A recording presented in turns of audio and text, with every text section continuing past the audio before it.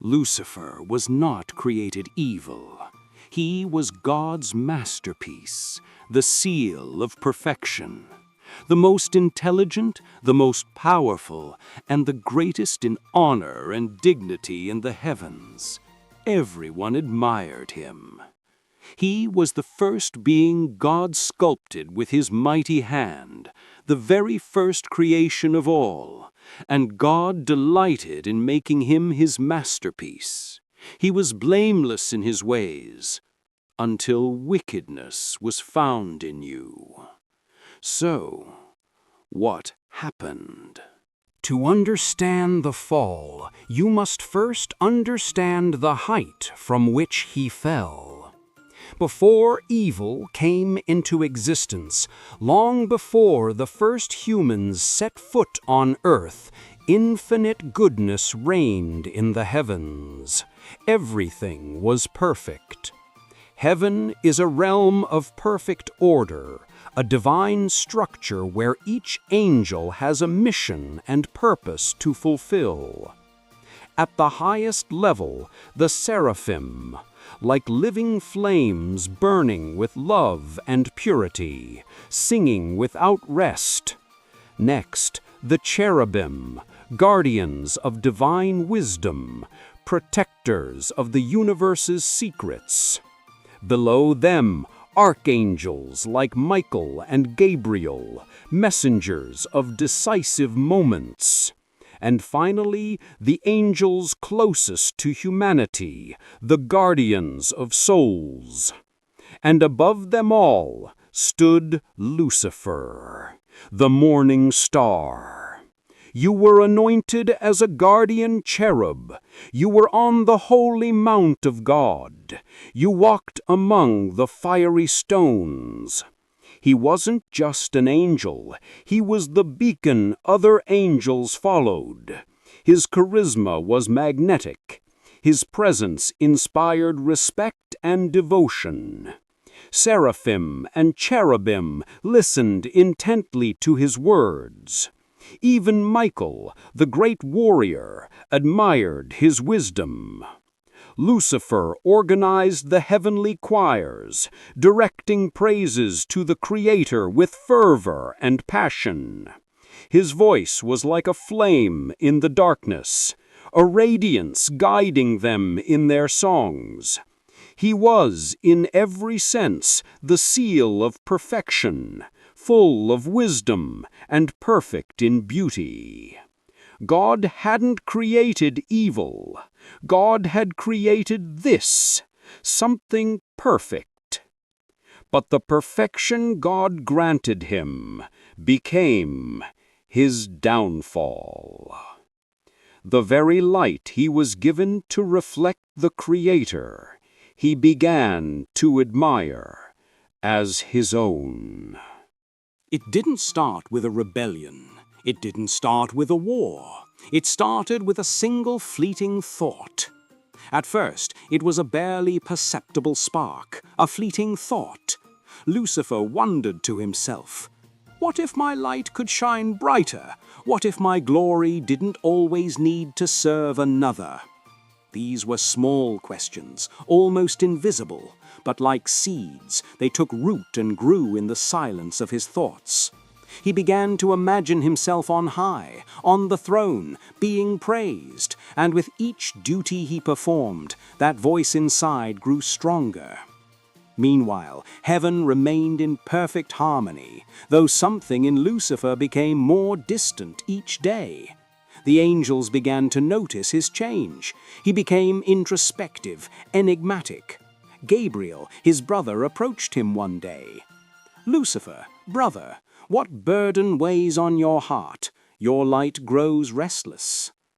Lucifer looked at him, his gaze far away. "There are things even we cannot understand, dear Gabriel." Gabriel felt a chill, an unease, but Lucifer averted his gaze, avoiding any other word that might reveal the storm growing within him. Day by day, Lucifer began to neglect his duties. His voice, once leader of the heavenly choir, grew silent. The other angels felt his absence, as if a star were missing from the firmament. In praise gatherings where he once stood first, he now attended heart-heartedly, gazing upward with a mix of pride and resentment. This was the critical flaw. Heaven had clear rules, but no chains. God had given each angel the freedom to love and serve. In their perfection, they also possessed the gift of free will. And as Lucifer wrestled between his light and shadow, the angels around him began to sense something strange. Some, dazzled by his greatness, started to listen to his voice with new ears, following him silently. "Lucifer, you no longer find joy in singing?" Lucifer replied with a cold smile. "I've found other pursuits. Perhaps there's something beyond what we've known." Then the morning star made his decision. The spark within him became a flame, and the flame a fire. The Bible tells us exactly what he said in his heart. "I will ascend to the heavens. I will raise my throne above the stars of God. I will ascend above the tops of the clouds. I will make myself like the Most High." That night, his radiance changed, no longer the light of praise, but the blaze of ambition. Paradise, so perfect, so full of peace, felt the first tremor of rebellion. God, who sees the heart, knew. He called him, alone, amid sacred silence. His voice, like a deep river, addressed Lucifer with love and patience. "Lucifer, my son, the seal of perfection, I sense your thoughts straying from me. In your heart, ideas are growing that separate you from the eternal." Lucifer, still serene on the outside, replied, "Father, didn't you create me to understand and explore? There's nothing I desire more than to comprehend the depth of your work. Do you think that's wrong?" God's sadness was profound. His heart, immense and patient, understood the fragility of the freedom he had given. He knew that seeds of pride could germinate even in the purest soil. "Lucifer, your desire to understand is noble, but your thoughts are becoming self-centered. You have been seduced by the light I placed within you. You forget that this light is a reflection of my love, not your own source." Lucifer lowered his gaze, but inside, a fire of incomprehension and pride began to burn. "My light is the gift you gave me. How could I turn away from you if I was made by your own will?" He hadn't sinned, not yet, but his love was cooling. God, full of mercy, extended his hand towards him. "Son, remember where all light comes from. Don't let your heart be shrouded in shadows. If you turn to me, your splendor will grow in truth." But Lucifer, instead of feeling peace, felt a sting to his pride, a discomfort. Why so many warnings? Doesn't he trust my ability to remain faithful? He withdrew. An invisible distance was growing. As the days passed, his desire to explore continued to absorb his attention. He no longer paused to contemplate God with the same devotion. His heart was divided. Once again, God called him. "Lucifer, I have seen the path you are taking, and it pains me. Your light is turning to shadow. There is still time, my son." But this time Lucifer refused to listen. His hardened heart sought only self-satisfaction. God, in his infinite patience, let him go.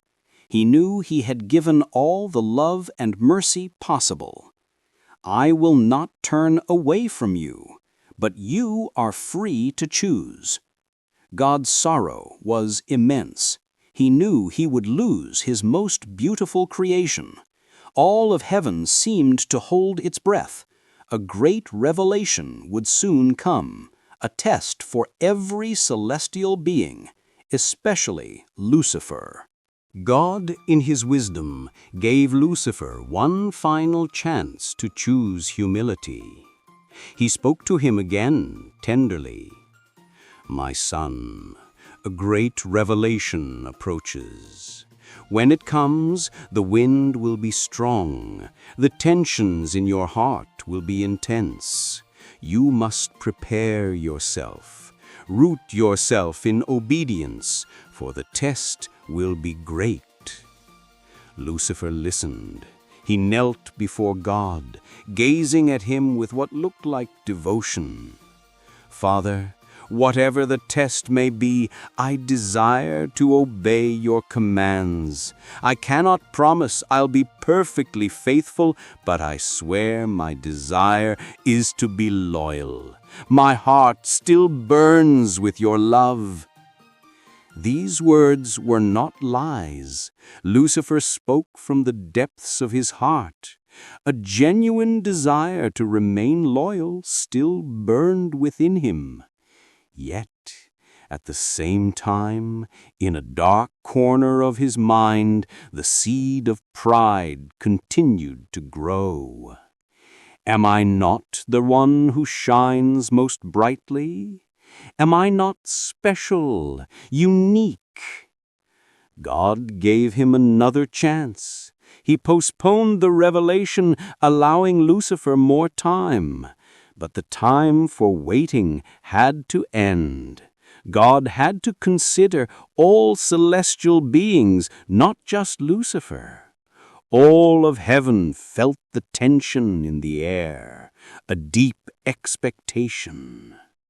And on that day, God gathered his heavenly hosts, all his angels, great and small, in an assembly that illuminated the firmament.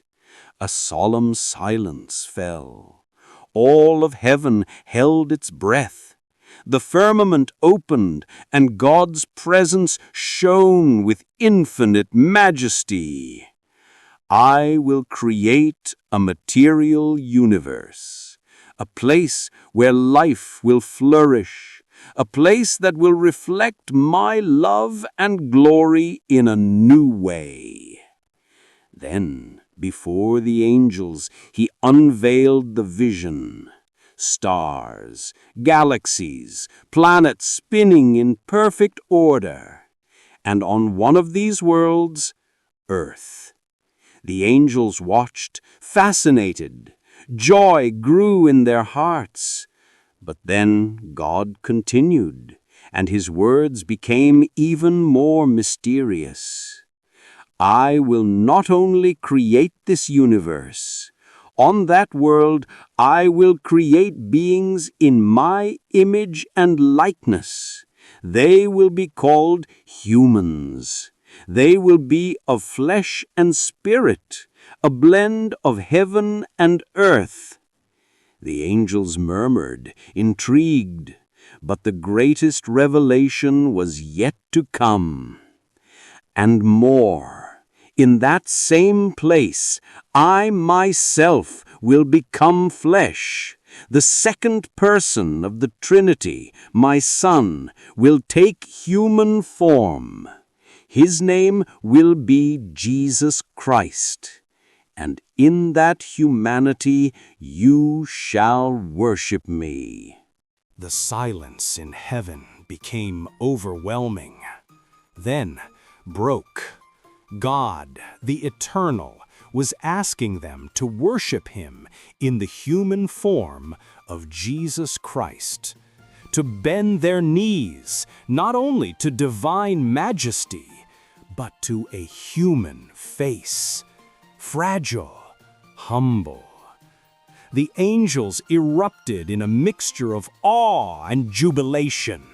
Seeing how the light of light would become flesh was an act so wonderful, so sublime. They acclaimed the Creator, feeling privileged to witness such a mystery. But the mystery of the incarnation was not all. God also revealed that humanity would eventually become corrupted, and then he would sacrifice himself for them through crucifixion. Yet among them, one of the brightest remained motionless, Lucifer. He didn't move, he didn't speak, he didn't cheer. He watched with a distant expression, as if the light surrounding him couldn't penetrate his heart. His gaze was like a dark well. His face reflected the internal storm raging within him. For Lucifer, bowing to a fragile mortal form was incomprehensible. But the vision of a crucified God, that was an absurdity. In that moment, everything crumbled inside him. The idea of bowing to a human form, unacceptable. Why? Why would perfection itself need to lower itself? Why are we, beings of light, asked to worship a being of flesh? He heard that God would create humans, knowing they would end up corrupting themselves, and still God would sacrifice himself for them. The vision of the crucifixion was terrible for Lucifer. This is what made him explode. These finite, ungrateful beings, they will rebel. And not only will they rebel, they will kill him. Could it be any more absurd? He observed God's plan with a mixture of disbelief and disdain. The revelation had unleashed an internal storm. And from that storm, a burning question emerged.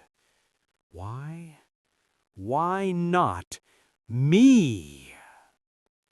For centuries, he had been the most beautiful, the closest to the throne, the Creator's masterpiece.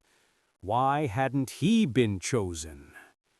He felt his light, his splendor, his wisdom made him worthy of something greater. But instead, God had decided to lower himself to human flesh. From this thought, bitterness was born, a bitterness that coiled around his heart like a serpent, suffocating every trace of love he had once held.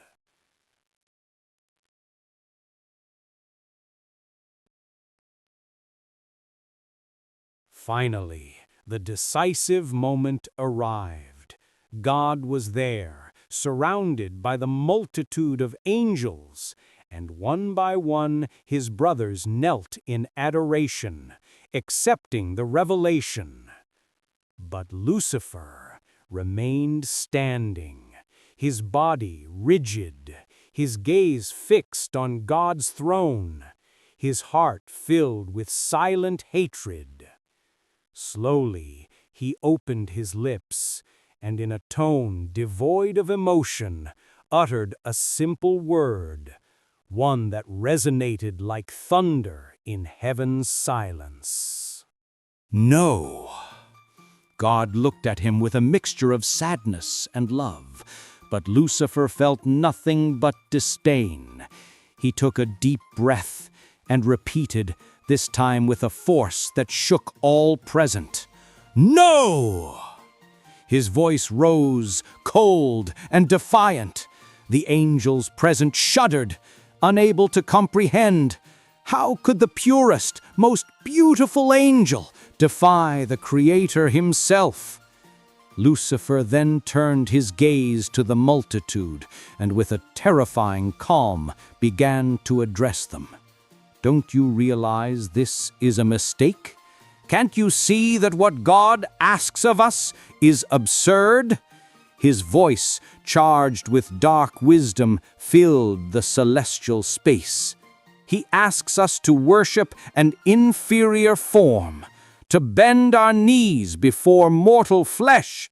This isn't glory, it's humiliation."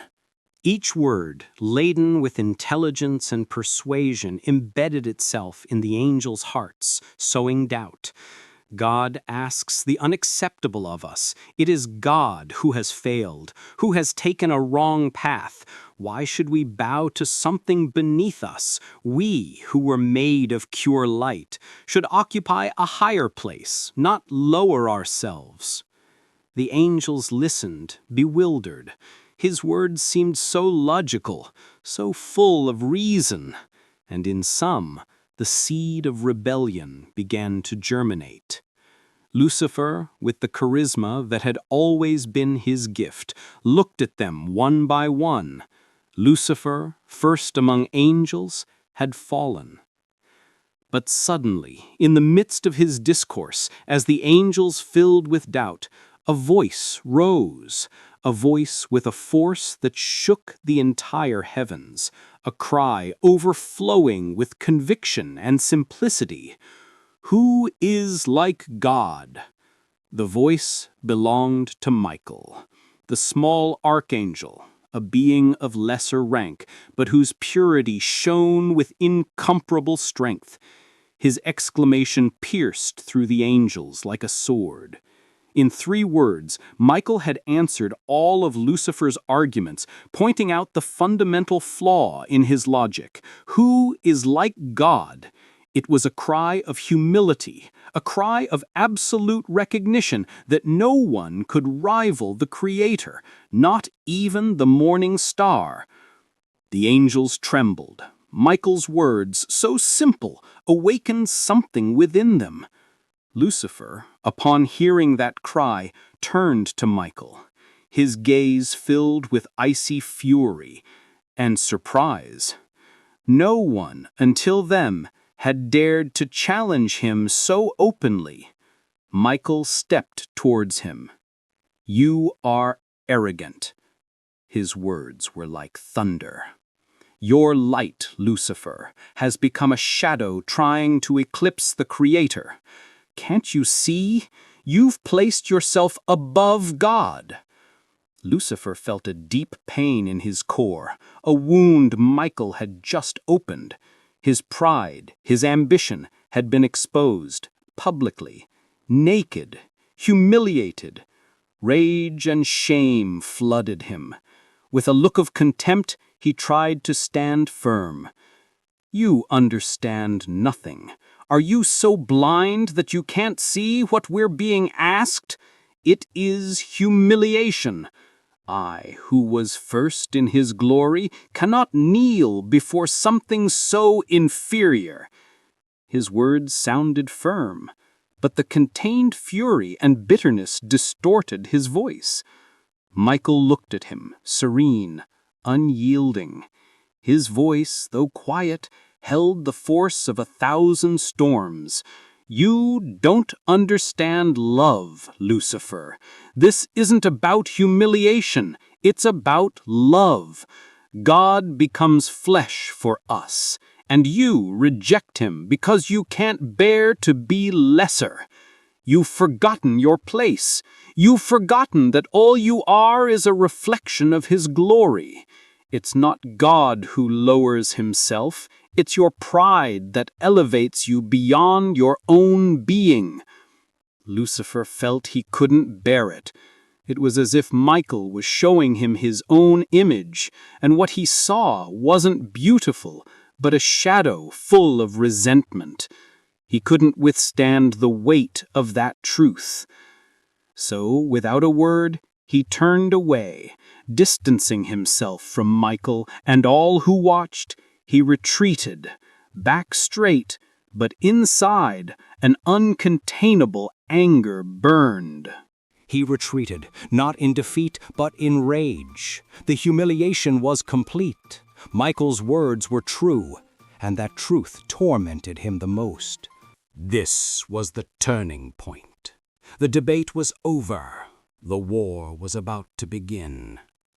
If you are captivated by this epic conflict between light and darkness, hit that subscribe button and ring the bell.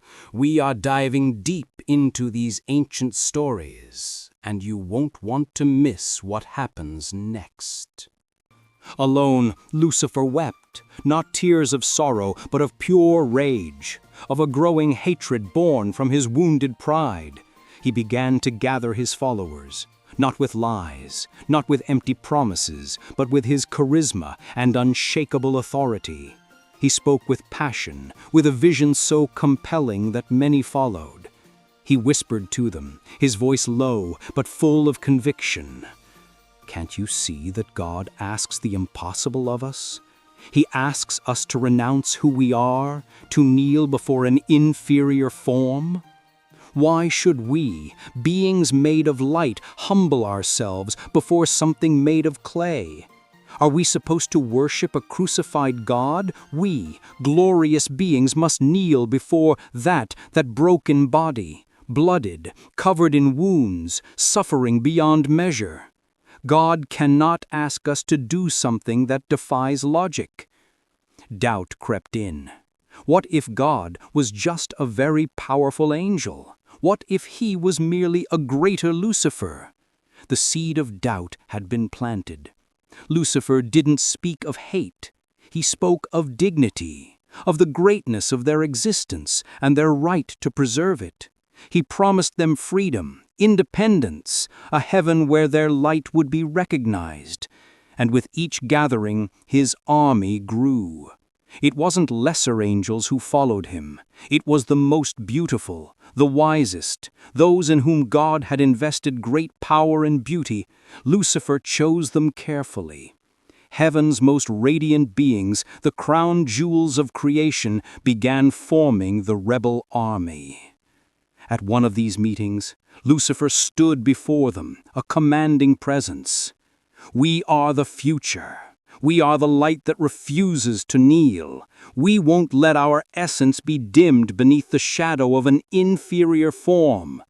If God won't give us the place we deserve, we'll take it ourselves. His words burned with such fervor that every angel present felt a tremor in their being. The firmament, once full of harmony, now trembled with the echoes of war. In a corner of heaven, Michael rose, steadfast and determined, the small archangel who had fearlessly defied Lucifer. With his sword raised high, he cried out once more, "Who is like God?" And that exclamation awakened those who still doubted.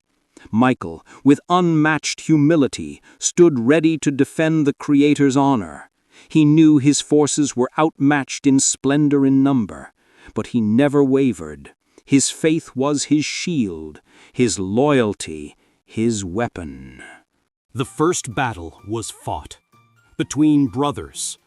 The battle erupted with a fury that shook the very foundations of heaven. On one side, the rebel army, led by Lucifer, his splendor cloaked in shadows. Facing him, the faithful angels, led by Michael. Heaven became a dazzling battlefield, a war of light against shadow, of loyalty against rebellion. The armies clashed like waves of fire and thunder. The fallen angels, once the most beautiful, fought with seemingly inexhaustible fury. But the faithful angels battled with a quiet determination, guided by love. Michael, the lowest-ranking archangel, advanced at the forefront, shouting with a fervor that echoed throughout the universe, "Who is like God?" Michael's strength lay not in his rank, but in his faith. He fought not for his own glory, but because he knew goodness, light, and truth were with him. The faithful angels felt enveloped in divine power, a protection reminding them they were not alone. The Creator was with them. Lucifer, enraged, tried to push Michael back. He rose on his wings, exhaling a shadow. "I was the first! I am the true light!" But his words were empty, hollow. The light within him was a distorted shadow. His power, though formidable, could not eclipse the truth that Michael held like a pure flame. The battle was fierce. The heavens themselves felt wounded. The peace that had been heaven's core was shattered. Yet, amid the destruction, hope stood firm. At last, the force of good prevailed. Michael's sword, raised high, uttered the battle's final words. "By God's power, fall, Lucifer!" In that moment, darkness split asunder. The rebellion began to crumble. The fallen angels, a third of all heavenly hosts, were cast out, dragged like stars plummeting from the sky. Lucifer became Satan, and with him all who had followed his ambition were hurled into the abyss. Heaven fell into a solemn silence, a hush that bore the sadness of an irreparable loss. The war had left deep scars, a wound in paradise that only love and time could heal. Though light returned, it was never the same. Like a broken mirror, paradise would forever remember the betrayal. The faithful angels felt the battle's weight, but knew that light had triumphed. Good always triumphs over evil, not by force, but because goodness is the very essence of God, a light that no darkness can extinguish. After the final battle, heaven opened to cast out the rebels. Lucifer, once the morning star, was hurled far from the light, dragged into an abyss of darkness and desolation. The angels who had been the most beautiful fell like banished meteors. Lucifer, now transformed into Satan, felt the weight of the fall. The total separation from God was a wound deeper than any physical punishment. For Satan, this expulsion meant the end of his original purpose. Yet, in his pride and rage, his hatred morphed into a new mission. If he couldn't attain God's glory, he would destroy it wherever he found it. In this abyss of despair, his gaze turned towards creation, to the material world God had promised to make. If he couldn't have heaven, he'd corrupt God's most precious work, humanity. Humans. They were the ones who had stolen his place at God's throne. That love, that goodness with which they were created, would become the target of his hatred. His motivation was clear. If he and his fallen angels couldn't be in God's presence, then humans shouldn't deserve it either. This is the tragic story of Lucifer, a warning that even the brightest star can fall into darkness. But the war didn't end. It just moved to a new battlefield. His first major act was in the Garden of Eden. He saw a chance to strip the innocence from Adam and Eve. Taking the form of a serpent, he approached Eve with words dripping with seduction and doubt. Did God really say you must not eat from any tree? He planted the seed of suspicion.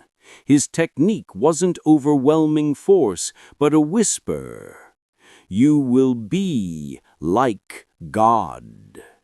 This promise, the same pride that caused his own fall, sealed humanity's fate. Adam and Eve fell, and with them the world fell into the shadow of sin. Lucifer, with a single temptation, had brought the celestial conflict into the human heart. His influence hasn't vanished. He would later challenge Jesus himself in the desert.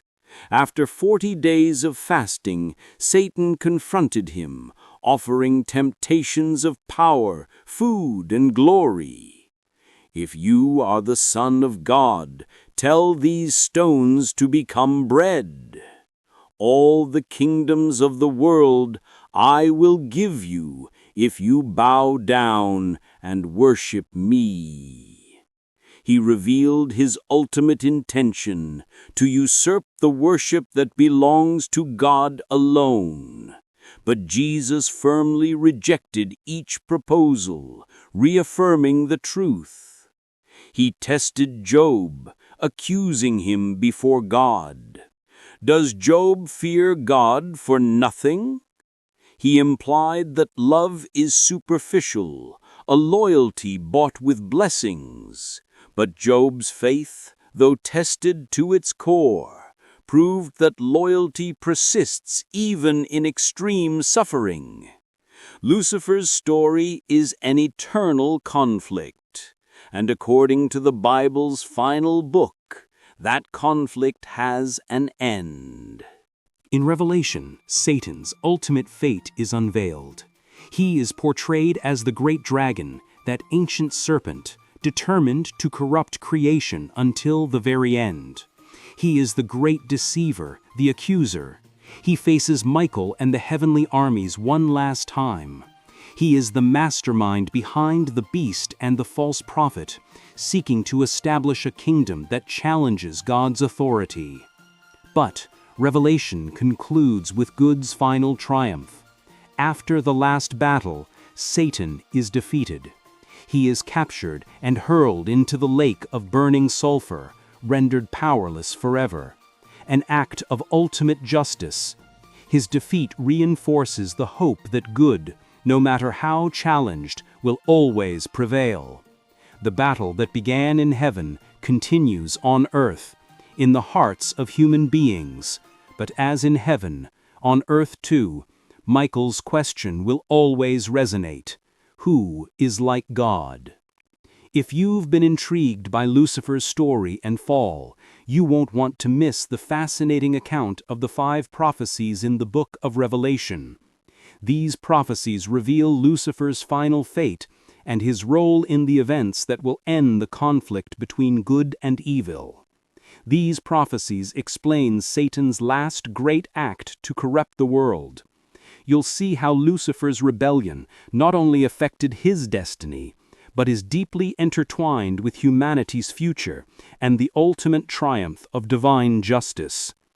Get ready to uncover the conclusion of a tale that began with a fall and ends in ultimate revelation.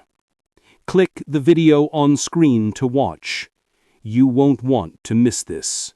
This story has echoed for millennia, raising profound questions about pride, free will, and the nature of evil. What part of Lucifer's fall do you find the most tragic? Was it his pride, his jealousy, or his refusal to accept God's plan? Let us know your thoughts in the comments below. We read every one.